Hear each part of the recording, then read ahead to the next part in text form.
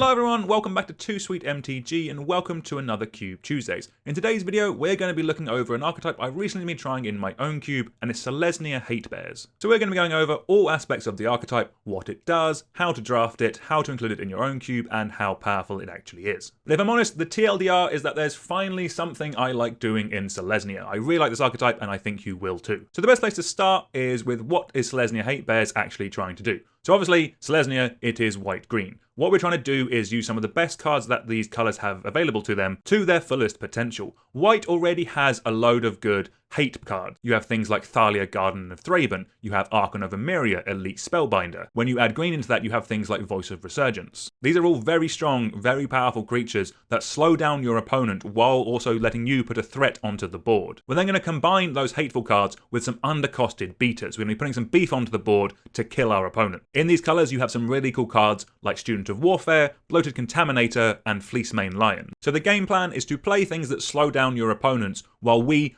aggressively curve out and play undercosted threats, which by the time your opponent is able to catch up, they will be so far ahead in terms of board presence that we can just smush them through with combat damage. I'll kind of go over all the different bits that you want to run in a deck like this, as you'll quickly see that a lot of the support cards for this archetype, you're probably already going to be running in your cube. Like with any kind of guild archetype, there are some signpost cards you can consider to kind of show to your drafters that this archetype is open and is available for them to draft. Me personally, I've added Fleecemane Lion. It is a 2-mana 3/3 that can beat down your opponent super early. And then with those mana dorks, we can give it Monstrous to make it indestructible and hexproof. We really like that. I've also added Voice of Resurgence, which is just a really annoying creature. It really helps you out in some of the harder matchups and just epitomes the word hate bear. It is a 2/2 that is so hateful. We absolutely love it. And then another easy include for me in my gold section was Knight of Autumn. It's a 3-mana 2/1 that can be a 3-mana 4/3 if you're ahead and you just want to push some damage through, or it can destroy an artifact and enchantment, or against the aggro matchup, it can come down, gain you 4 life, and then trade with their Ragavan or something like that. Absolutely fantastic card, dripping with utility. We've already mentioned some aggressive white creatures, but there's some other cool white creatures that you're probably already running in your cube which will be fantastic in this deck. Cards like Giver of Runes, Mother of Runes, and Squirrel are all really annoying, really good ways of protecting your threats, letting you get through for some damage, and they're just really, really solid creatures. Those are probably in a lot of cubes already, but in this deck, they're just really, really cool. Obviously, then white also gives us some of the best removal out there. You have like your Swords to Plowshares, your Path to Exiles, that kind of thing. Basically cards that are helping you control the board. The rest of the deck is made up of things like Mana Dorks from green.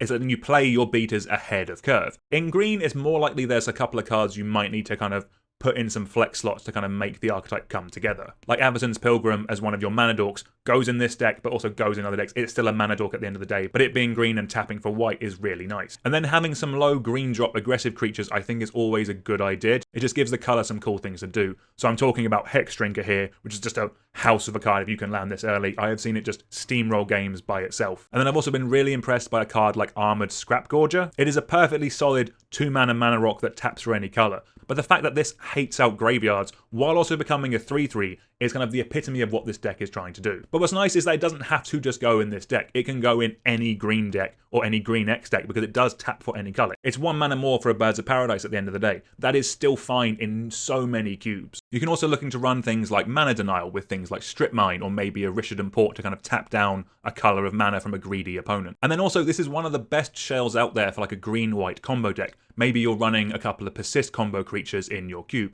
Maybe you're running like Heliod Suncrowned and Walking Ballista. Maybe Spike Feeder, Archangel of Thune. All these cool creature combos fit really nicely into this shell because you have these really powerful effects and threats and then a cool combo win at the end of it if a game ever goes too long. This is also a deck that has been pumped up dramatically by the inclusion of initiative creatures as kind of the best 3 initiative creatures. You have the 2 in white and you have the 1 in green. They give the deck some really cool card advantages that it doesn't have compared to like your average blue deck, that kind of thing. I think the initiative creatures are a good example of this, is that one reason I really like this archetype is just that your card quality is so high. Like everything you're doing, everything you are playing is impacting the board and impacting your ability to kill your opponent. Like even if you play a couple of dorks, they're still ramping you into a couple of beaters that you can then swing down and kill your opponent with.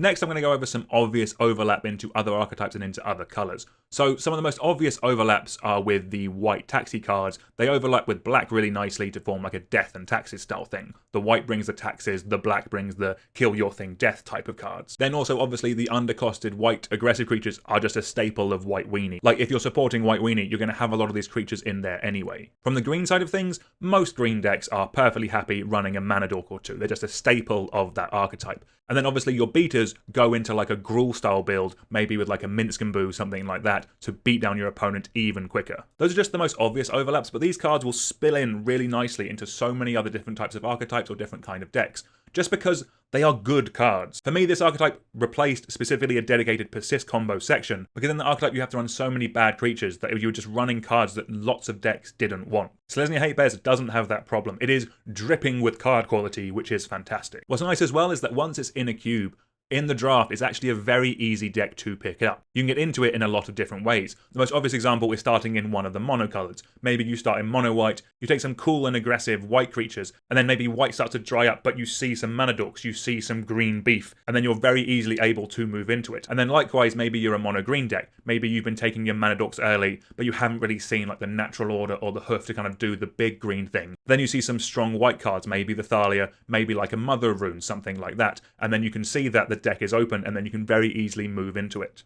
So next question is, how strong is this archetype?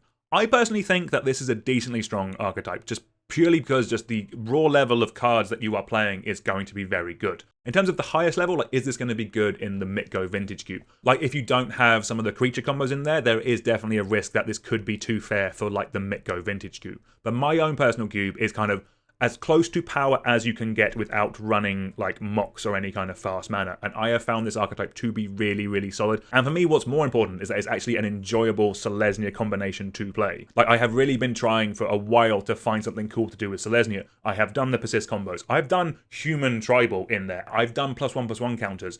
It's never really come together, whereas I actually feel this is like a really solid archetype, which is fun to play. And what's nice about it as well is that it slots into cubes that already exist. Like, do you have good green cards? Do you have good white cards? Awesome, cool. Add a few extra little sprinklings of hateful things in there, and you have this archetype. I think it's really easy to add. It can also be in budget cubes, as apart from some of the like initiative creatures, nothing I've mentioned is going to be super expensive. Like, I personally think this archetype is still viable in like peasant cube, as you still have access to like most of the removal, you have access to plenty of the green-white beaters, and you still have access to cards like Mother of Runes. There could even be a build of this in Pauper, which I think could be quite fun. You have like the Flag Bearer cards, which muck up your opponent's turns, making the things they do harder. On top of the Flag Bearer cards and the things that disrupt your opponents, I think cards like Gideon's Lawkeeper and Gold Meadow Harrier could be nice at kind of keeping your opponent under control. Yes, they're not as good as Thalia or Archon of Emeria, but you're still controlling what your opponent is doing. And you still obviously still have undercosted beaters, like you have things like Call of the Conclave as a 2-mana 3/3. We love that. But yeah, let me know down in the comments what you think of this archetype. I personally think it can hang with most of the archetypes that I'm already running in my unpowered vintage cube. Like, I'm genuinely that high on this archetype. It'd be cool to know what other people think about it. But until next time, please like, share, and subscribe, all that good stuff, and I'll see you soon. Goodbye.